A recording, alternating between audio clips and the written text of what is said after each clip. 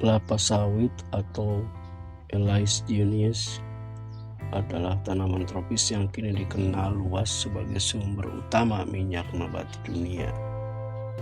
Namun tak banyak yang tahu bahwa pohon ini sebenarnya berasal dari Afrika Barat, tepatnya dari wilayah yang sekarang mencakup Nigeria, Ghana, negara-negara di sekitar Teluk Guinea. Sejak berabad-abad lalu, masyarakat di Afrika telah memanfaatkan kelapa sawit secara tradisional. Minyak dari buah sawit digunakan untuk memasak, membuat sabun, serta dalam pengobatan dan ritual budaya. Di sana, kelapa sawit bukan sekedar komoditas, melainkan bagian dari kehidupan sehari-hari. Masuknya kelapa sawit ke kancah global dimulai pada abad ke-19. Penjelajah dan pedagang Eropa membawa biji sawit dari Afrika ke berbagai wilayah tropis di dunia, baik sebagai tanaman hias maupun sebagai tanaman uji coba.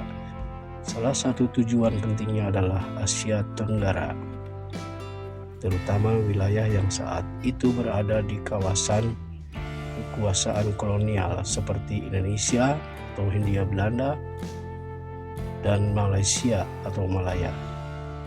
Pada akhir abad 1800-an, tanaman sawit pertama kali diperkenalkan di Kebun Raya Bogor, Indonesia.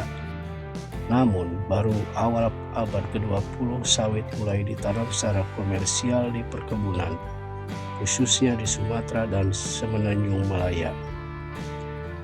Para kolonialis menyadari potensi besar sawit sebagai penghasil minyak nabati yang efisien, dan sejak saat itu budidaya kelapa sawit berkembang pesat.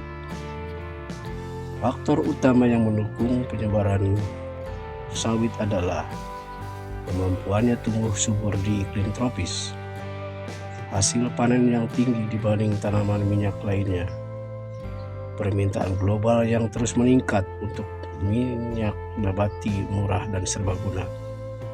Kini, Indonesia dan Malaysia telah menjadi dua negara penghasil minyak sawit terbesar di dunia, mengekspor jutaan ton setiap tahunnya ke berbagai negara.